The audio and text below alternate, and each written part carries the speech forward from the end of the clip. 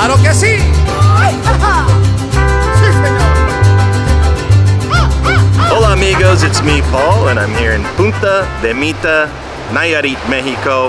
And today we're going to talk about the top 6 reasons expats are leaving Mexico. And while we do that, I'm going to take you on a tour of this beautiful little town of Punta de Mita. And so let's get right into it with number 6, lack of job opportunities. Vámonos. A lot of people moving to Mexico are still working professionals. But here's the thing, not everyone works remotely. And if that's the case, finding work here as a foreigner can be tricky. For example, I'm a professional videographer, and one of the services I offer is filming weddings. Over the years, I've reached out to local wedding venues and planners, shared my portfolio, my pricing, everything. And the truth is, most of the time, I don't get a response. It's not about my pricing, they're reasonable, and it's not about the quality of my work, which I think is great. The reality is, when it comes to business, many Mexicans prefer to work with people they already know. And that brings me to something I call the primo effect. Primo means cousin in Spanish. Everybody has a primo who does what you do. Need a videographer? Someone's cousin is a videographer. Need a plumber? Someone's uncle has a plumbing business. There's a strong culture of hiring friends and family first, which makes sense. Why give work to a foreigner when you can keep it within your community? And let me be clear, I'm not complaining. It's just the way things are. It's not personal, it's cultural. So most of my clients, they're Americans and Canadians who find me directly. And that's something to think about if you're moving here and hoping to work locally. The job market is competitive, and as a foreigner, there are extra barriers to landing a gig. So that brings us to number 5, which is healthcare challenges. Mexico offers high-quality healthcare at a fraction of the cost compared to the US or Canada. But for some expats, the reality of dealing with a serious medical issue here in Mexico can be overwhelming. One of the biggest challenges is access to specialized care. While Mexico has excellent private hospitals in major cities like Mexico City, Guadalajara, or Mérida, smaller towns may lack specialists or advanced treatments. If you need urgent care for a major condition, you might have to travel hours just to see the right doctor. Then there's the cost factor. Yes, healthcare in Mexico is more affordable, but only if you plan ahead. Without private insurance, major surgeries, long-term treatments, or emergency procedures can cost tens of thousands of dollars. And beyond the logistics, there's an emotional and cultural side to this. Being sick is stressful enough in your own country, but navigating a different healthcare system, possibly in a language you don't fully understand, can make the experience even harder. Miscommunications, cultural differences in medical treatment, and simply not knowing what to expect can add to the anxiety. On top of that, many expats realize that during a health crisis, they want to be closer to family and friends. For some, the distance from loved ones becomes the biggest reason to go back home. At the end of the day, Mexico's healthcare system can be excellent if you're prepared. But for those who need more specialized care, financial security, or the comfort of family nearby, returning home feels like the right decision. So here's number 4, homesickness. But before we jump into that, I want to tell you guys about Casa Pacifico. If you want to come and stay here in Punta de Mita, we actually rent out this home, Casa Pacifico. So head over to beachlifemexico.com and book Casa Pacifico. If there's one thing that never fully goes away when you move abroad, it's homesickness. And for me, this is the hardest part about living in Mexico. Even though I have friends and family here in Mexico, there are still people back home that I miss. Birthdays, holidays, big family gatherings. There are moments you just can't get back. And sometimes you realize just how much life is moving on without you. At first, it's easy to brush off. You stay busy, you focus on all your new experiences, but then you see a picture of your family at Christmas, or you hear about a friend's wedding you couldn't attend, and that's when it hits you. You're missing out. For some expats, this never gets easier, and over some time, it becomes the reason they move back. It's not because they don't love Mexico. They just miss those familiar faces. I'm filming this video on a Sunday afternoon, so it's just about noon right now. And so there's a lot of businesses that are shut down today. Buenos días. But as you can see, Domingo es para la familia en México, ¿verdad? Qué bueno. ¿Y todos los negocios más o menos son cerrados hoy? No, no es eso porque son evangélicos, pero para allá está abierta la tienda. Ah, ok. Sí, bebidas, todo. Qué bueno. Bules, todo está abierto. Una pregunta. ¿Qué piensas a los extranjeros? Sí, muy amables y muy guapos, por cierto. Muy amables y muy guapos. Muy guapos. ¿También yo o no? Sí, también tú. ¿Qué? Eres guapo. Eres muy amable. Okay, so moving right along, number 3. I think we're on number 3.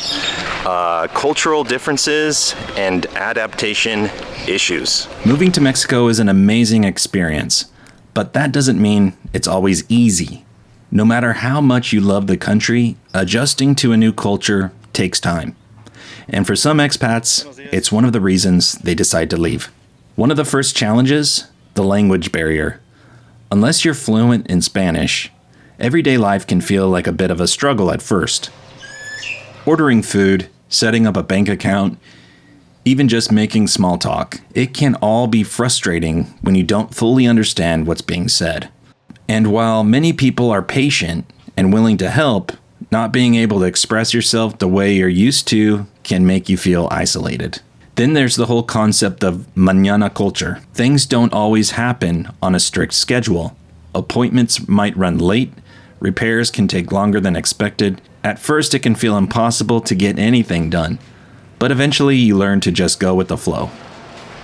And let's talk about bureaucracy. If you've ever tried to get a residency visa, open a bank account, or even pay a bill in Mexico, it's not always a simple process.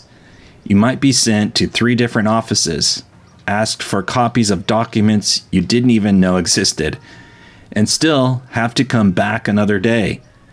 It can really test one's patience.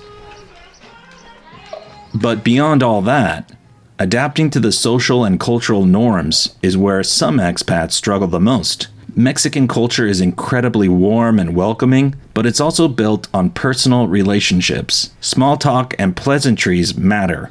Greetings are important, and sometimes people won't tell you no directly because they don't want to be rude. If you're not used to this, it can be confusing. For some people, these differences are all part of the adventure, but for others, they do add up over time. They miss the efficiency, the predictability, or just the ease of communicating in their own language. And that's okay, not everyone adjusts the same way. So if you're thinking about moving to Mexico or really any other country, ask yourself, are you ready to adapt? Can you embrace a different pace of life or a different way of doing things altogether? If not, it's something to seriously consider before making the move. Saludos, Punta de Mita. ¿Alusa? Ok. ¿No quieres la atención de la cámara? No pasa nada. Ok. No pasa nada. Ok, ¿tiene ropa aquí? Sí. ¿Vendes ropa para mujeres o también para mujeres? Ok, Que me vengan a comprar en Punta de Mita. qué bueno. Gracias. Adiós, muchas gracias. Buen día. Another reason expats are leaving Mexico, safety concerns. Coming from the United States, we always hear stories about Mexico being a dangerous country. The media emphasizes this about Mexico all the time. But I would make the argument, just like anywhere else in the world, if you go looking for trouble, you will find it. That said, what happens when danger comes looking for you in Mexico? My experience here in Mexico is that if you find yourself in a bad situation, you're on your own. You cannot really count on the legal system here to help you find justice. This is not saying that all officials are corrupt, but that the system itself doesn't always work in the favor of the people. For example, I was recently rear-ended while I was waiting to go into a gated community. The driver was clearly drunk, and he didn't wait for the police to arrive. Instead, he drove to his home in the gated community, and I was able to follow him to his home. The police arrived, but because he was in his home, they couldn't do anything. In the US, I would imagine they would have gotten a warrant, and the guy would have went to jail for a hit and run and also for drunk driving. At any rate, the police did try to lure the man outside, but he pretended he wasn't there, and eventually that was the end of that. So I turned to my insurance. They opened an investigation and provided me with a lawyer. But then the lawyer messaged me on WhatsApp and told me if I wanted to move things along faster, I needed to pay 6,000 pesos, about $300 US. Yeah, my own lawyer asking me for a bribe. I immediately did a screenshot of the message and sent it to my insurance agent asking if this was normal. They said absolutely not and told me not to reply. Shortly after, that lawyer was no longer working with the company, and in the end, my insurance just covered the damages. And thankfully, my van was fully repaired. But the drunk driver?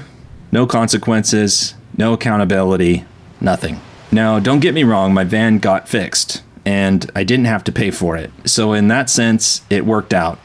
But I had to navigate a messy situation to get there, and the guy who hit me got away with it. And that's the part that's hard to accept. Now, I can only imagine if someone found themselves in an even worse legal situation. How frustrating and exhausting that process would be. It's easy to see how dealing with this kind of system could make someone want to move back to the safety and structure of their home country. So what do you think? Have you ever had to deal with a legal system in Mexico? Was it fair or was it a nightmare? Let me know in the comments. I'd love to hear your experience. All right, and so that brings us to the number one reason, which is the rising cost of living. One of the biggest reasons people move to Mexico is the lower cost of living. For some expats, rising costs have made it harder to stay and even push them to leave. It's no secret that places like Puerto Vallarta or Mexico City have gotten way more expensive in the last few years. Rent has gone up, groceries cost more, and eating out isn't as cheap as it used to be, especially in areas with lots of expats and tourists. What was once an incredibly affordable lifestyle now takes a lot more planning and budgeting. Imported goods, electronics, and even certain medical treatments can cost just as much, if not more, than in the US or Canada. The other challenge? The exchange rate. If your income is in US dollars or Canadian dollars, the value of your money fluctuates. Some months your budget feels comfortable. Other months the peso strengthens and suddenly everything costs more. If you're living on a fixed income, this can be stressful. The cost of living can still be lower than back home, but it's not always as cheap as people expect. So we've talked about some of the challenges of rising costs, homesickness, cultural differences, and a few other things that make some expats pack up and leave. But here's the thing, for every person who leaves, there are plenty more who stay and absolutely love their life in Mexico. I want to hear from you. Are any of these challenges deal breakers for you, or do you think the benefits outweigh the struggles? And more importantly, what did I miss? Is there another reason expats leave that I didn't mention? Let me know in the comments. I'd love to hear your thoughts.